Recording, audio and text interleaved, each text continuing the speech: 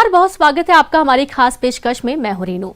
मंडला के पुरवा गांव में बने हनुमान मंदिर की महिमा कुछ ऐसी है कि यहां रोजाना हजारों लोग दूर दूर से आते हैं, सिर्फ इस उम्मीद में कि वो एक बार अपनी अर्जी पवन पुत्र के दरबार में लगा दें, जिससे उनकी मुराद पूरी हो जाए। आखिर क्या है पुरवा गांव में जहां बजरंग बली का मंदिर का इतिहास और क्या है यहाँ के बजरंग बली का चमत्कार, देखिए हमारे खास प्रोग्राम देवदर्शन में।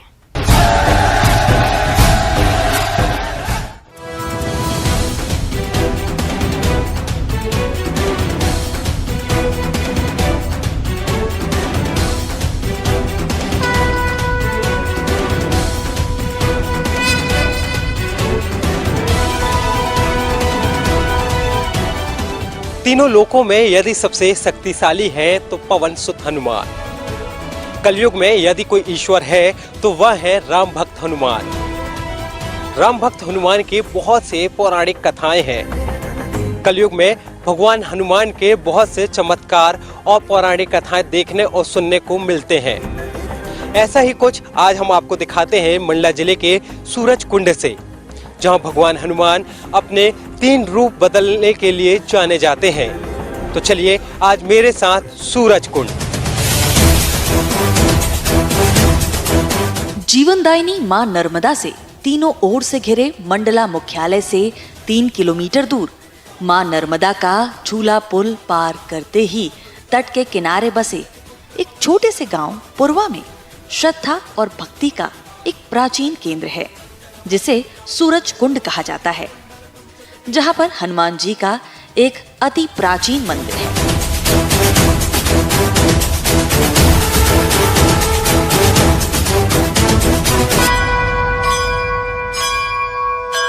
मंदिर पहुंचते ही सबसे पहले मंदिर के ऊपर बने सूर्य भगवान के दर्शन होते हैं, जो घोड़ों पर सवार हैं। प्रतिष्ठित भगवान हनुमान जी की त्वचा रंग के अत्यंत ही दुर्लभ पत्थर से निर्मित आदमकद प्रतिमा रामायण काल की घटनाओं का विवरण देती है।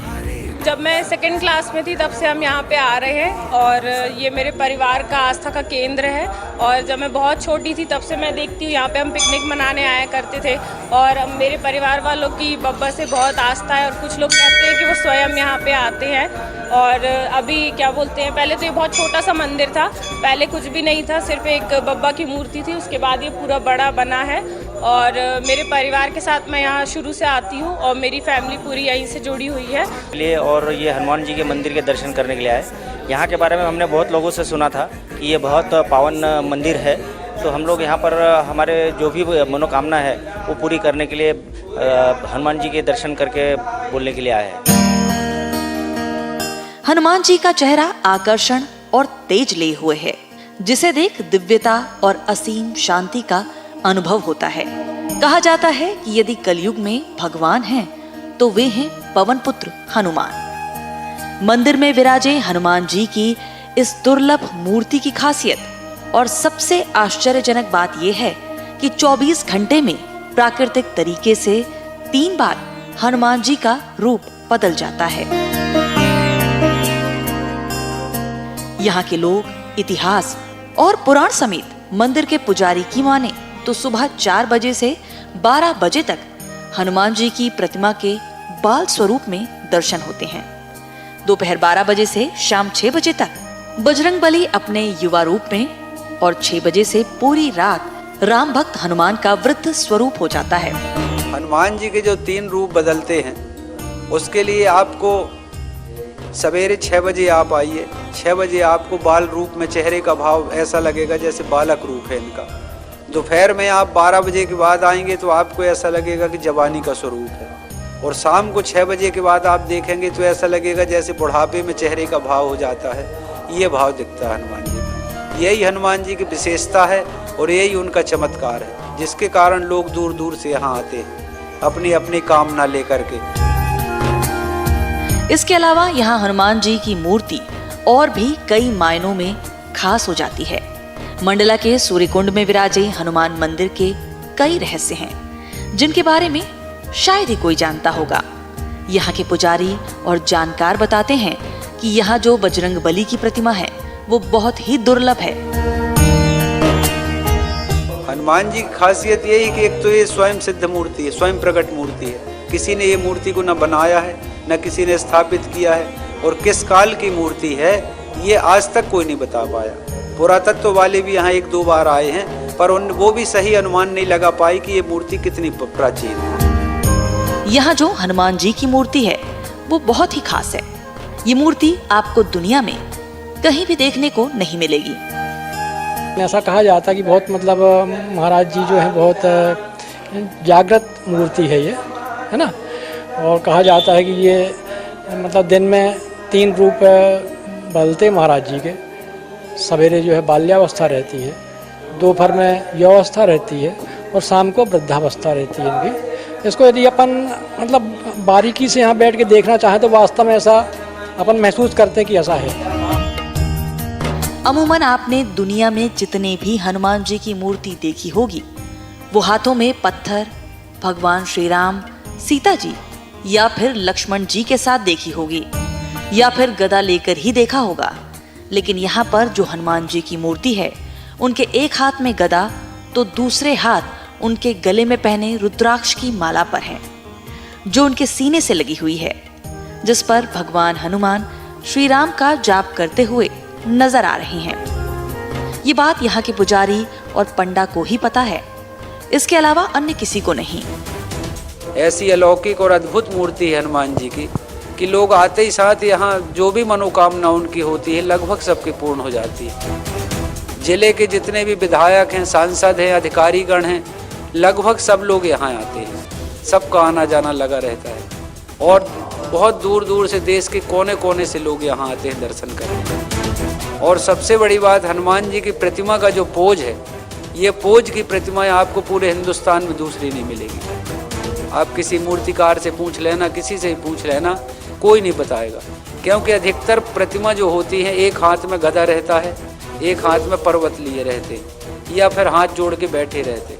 यहाँ हनुमान जी की जो प्रतिमा है, एक हाथ में गदा लिए हुए हैं, और अब तपस्या में बैठे थे सूर्य भगवान, तो हनुमान जी का समय कैसे पास हो, तो गले में रुद्राक्ष की माला उनके पहने हुए हैं, और दूसरा हाथ जो है वो माला उनकी चल रही है, माला की गुड़िया में उनका हाथ लगा हुआ है, और राम राम का जप करते हुए उनने यहाँ पर जब तक तपस्या की सूर्य भगवान, जब तक वो चले। वही पोज की मूर्ति उनकी आज भी है। ये पोज की मूर्ति आपको कहीं देखने को नहीं मिलेगी। हनुमान जी की जो मूर्ति है, इसकी बनावट बहुत अलग है और सभी जगह की मूर्तियों से अलग ही समझ लो, है ना।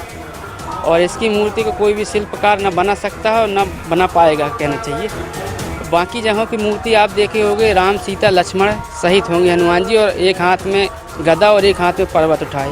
और यहाँ के जो हनुमान जी हैं तो वो एक हाथ में गदा है और एक हाथ सीने में, और वो रुद्राक्ष की माला है, राम नाम जाप कर रहे हैं।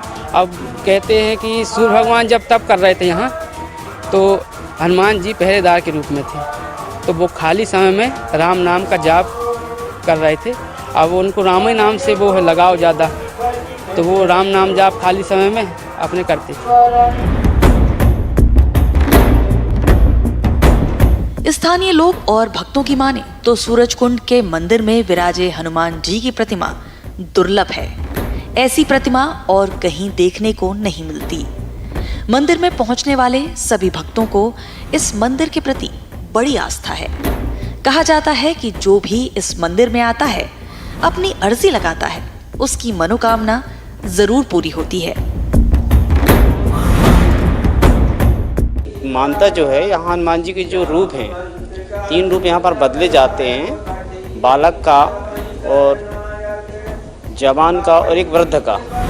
ये 3 रूप यहाँ पर मान्यता है, और यहाँ पर दूर दूर से लोग आते हैं, और यहाँ पर जो भी मन्नतें मांगी जाती है वो पूरी होती है। इस कारण लोग यहाँ पर श्रद्धा स्वरूप यहाँ से दूर दूर लोग से यहाँ से आते हैं। मंडला से, जबलपुर से, सिवनी से, बालाघाट से, बहुत दूर दूर से लोग आते हैं। और मैं काफ़ी समय से यहाँ से जुड़ा हुआ हूँ। मैं देखता हूँ यहाँ महाआरती भी होती है, और समय समय पर यहाँ पर विशाल मेला लगता है, भंडारा वगैरह होता है। लोग श्रद्धा से अपने अनुसार यहाँ पर आते हैं, अपनी मन्नतें मांगते हैं, और उनकी पूरी भी होती है। हमारे मंडला के सहयोगी ने हनुमान जी के तीनों समय के रूपों को कैमरे में कैद कर लिया।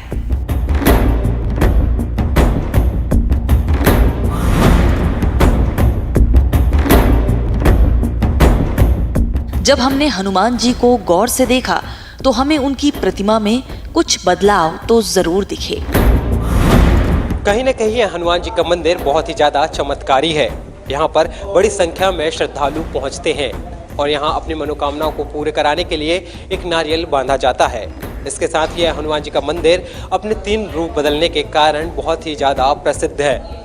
यहाँ पर भगवान हनुमान सुबह के समय बाल अवस्था में नजर आते हैं, जैसे ही 12 बजते हैं या युवा अवस्था में नजर आते हैं। इसके साथ ही शाम ढलते ही यानी सूरज ढलते ही यह अपने वृद्ध अवस्था में नजर आते हैं। इन्हीं को देखने के लिए यहाँ पर श्रद्धालु देश विदेश से भी बड़ी संख्या में यहाँ पर पहुँचते हैं।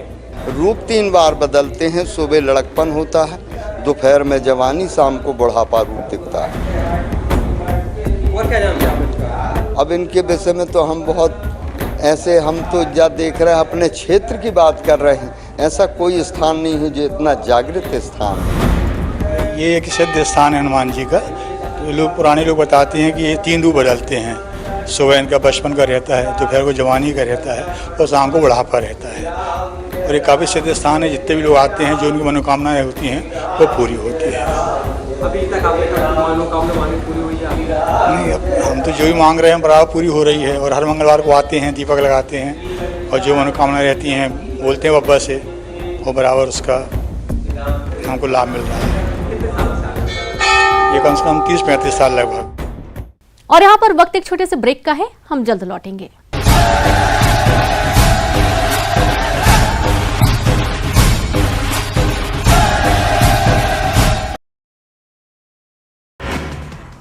दुर्ग में गुरु घासीदास जयंती कार्यक्रम में शामिल हुए सीएम। छत्तीसगढ़ के लिए योगदान को सीएम ने किया याद, करोड़ों की विकास योजनाओं की दी सौगात।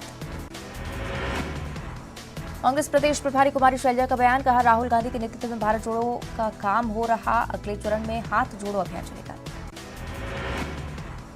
रायपुर में जिला अध्यक्ष और ब्लॉक कांग्रेस की बैठक, कई कार्यकर्ताओं ने जाहिर की नाराजगी, प्रशासनिक अधिकारियों की मनमानी की शिकायत।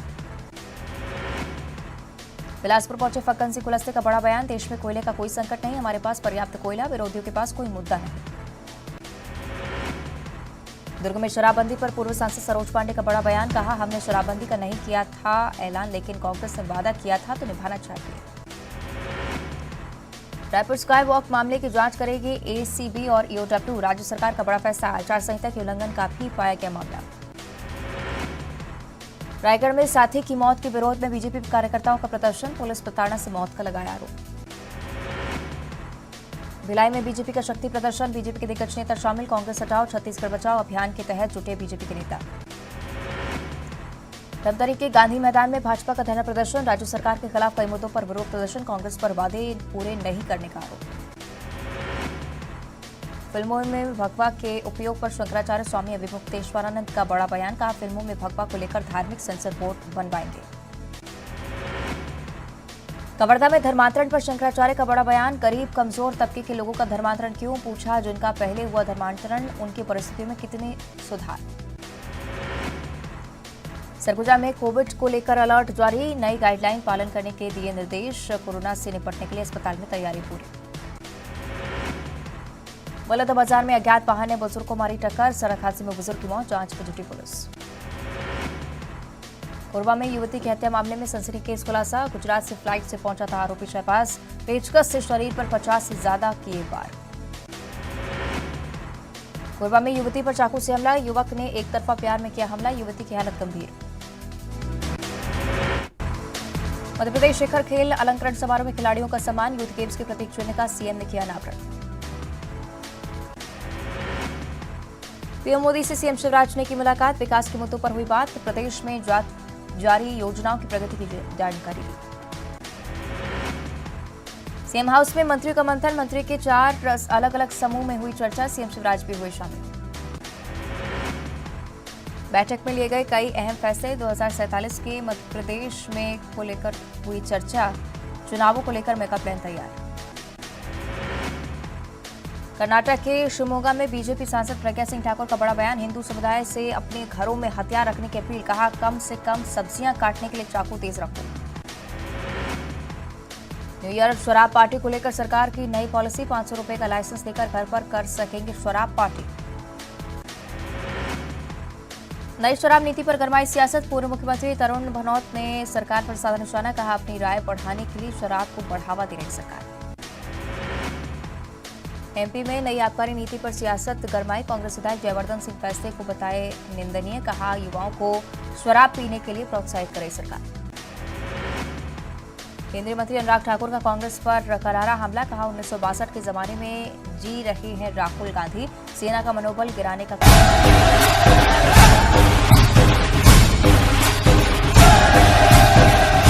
ब्रेक के बाद एक बार फिर से आप सभी का हमारे खास प्रोग्राम में स्वागत है।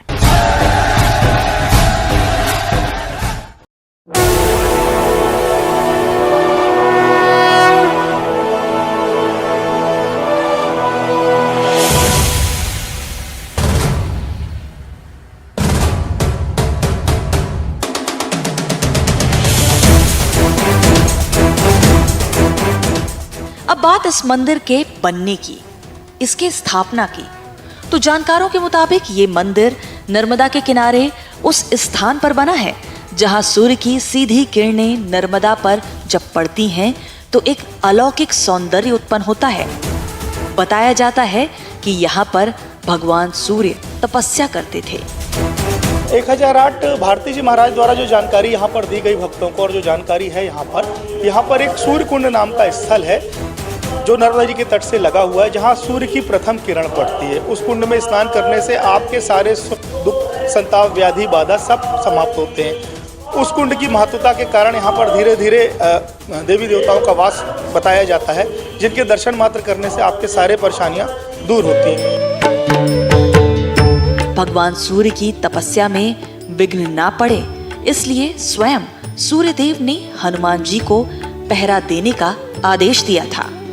जैसे ही भगवान सूर्य की तपस्या पूरी हुई तो भगवान सूर्य अपने लोक की ओर जाने लगे। उस समय सूर्यदेव ने हनुमान जी को यहीं रुकने के लिए कह दिया, जिसके बाद बजरंगबली यही मूर्ति के रूप में रुक गए।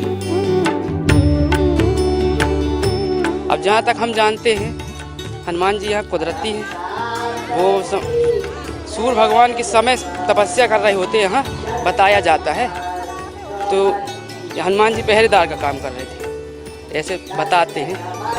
तो अब सूर्य भगवान की तपस्या पूरी हुई, हनुमान जी को यहीं रोक दिए, तो तब से वो यहीं हैं।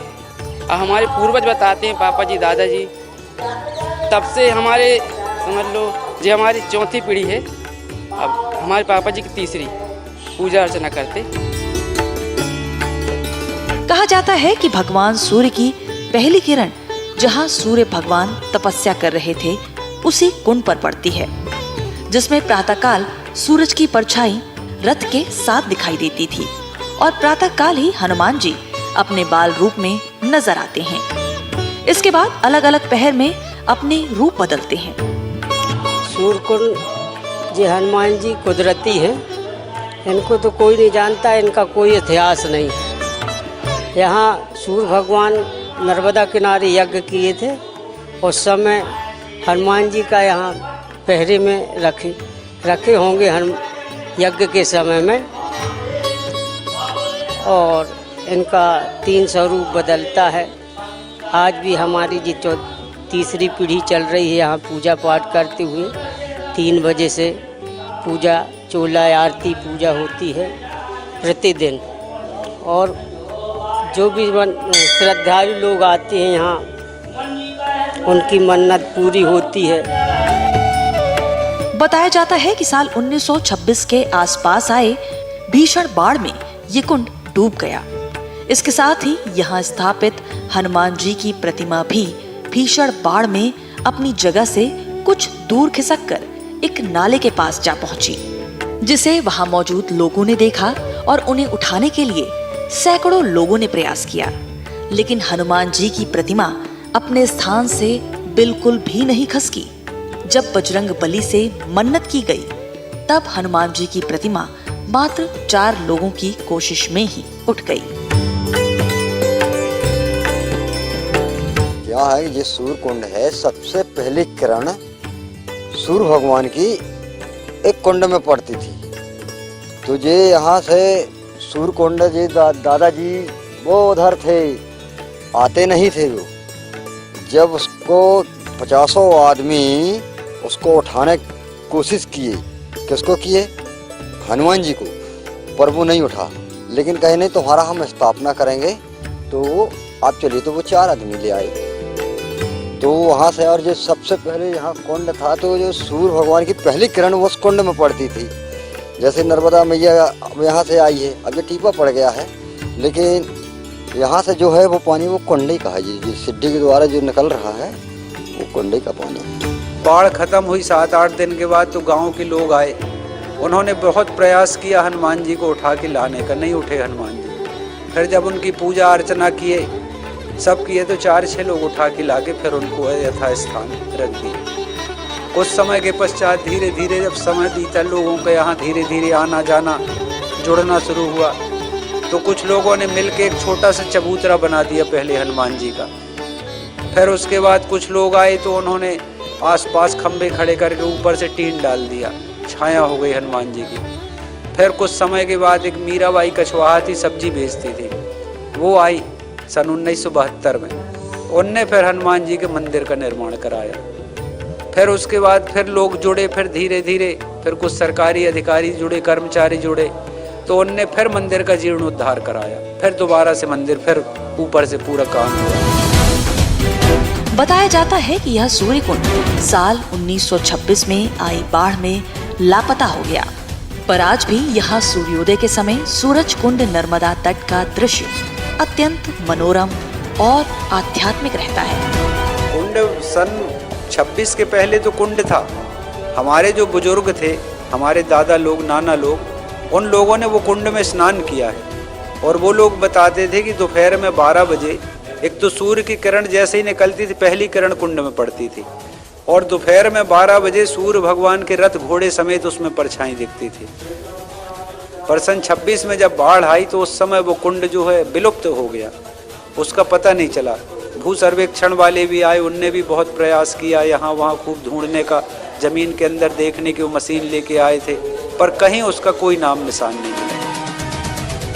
और अभी जो घाट बना हुआ है वहीं जहाँ कुंड था बताते हैं लोग, वहीं पर नर्मदा जी में घाट बना हुआ है। वो घाट के सीढ़ियों के संधि से मई जून के महीने तक में एक पतली धार जल की कहीं से निकलती है, जबकि ऊपर पूरा सूखा है, कहीं जल नहीं है। वो जल की धार कहाँ से आती है, आज तक इसका रहस्य कोई नहीं जान पाया कि ये जल की धार आती कहाँ से। कई लोगों का तो ये कहना है कि अंदर शायद कहीं कुंड है और ये कुंड से ये जल की धार आ रही है, कुछ लोगों का ये भी कहना है। पर अब हकीकत क्या है तो हनुमान जी जाने और राम जी जाने। सूरजकुंड नर्मदा तट पर उपस्थित पुजारी ने बताया कि सूरजकुंड में नर्मदा स्नान से आरोग्य की प्राप्ति होती है। लगातार 6 महीने स्नान से कुष्ठ जैसा असाध्य रोग भी ठीक हो जाता है। और जो स्थान सूर्यकुंड है नाम, तो जो श्री श्री 1008 श्री भारती महाराज जी के द्वारा जागृत किया गया है। पहले वो आए यहाँ तो बताया जाता पूरा जंगल था, किसी का आना जाना नहीं था। इन महाराज जी आए, रुके, मेरे स्थापना को और भी लोगों को जोड़े, तो यहाँ कार्यक्रम मनाया जाता है नर्मदा जयंती का, जो बताया जाता है कि मंडला जिले में सबसे पहले यहीं बनाया गया। कहा जाता है कि किसी भी मंदिर को सिद्ध करने के लिए किसी संत की तपोभूमि होना जरूरी है। ऐसा ही इस स्थान सूरजकुंड को भी कहा जाता है। ये संत श्री श्री 1008 भारती जी महाराज की तपोस्थली है। यहाँ तपस्या करते हुए इन्होंने समाधि ले ली थी।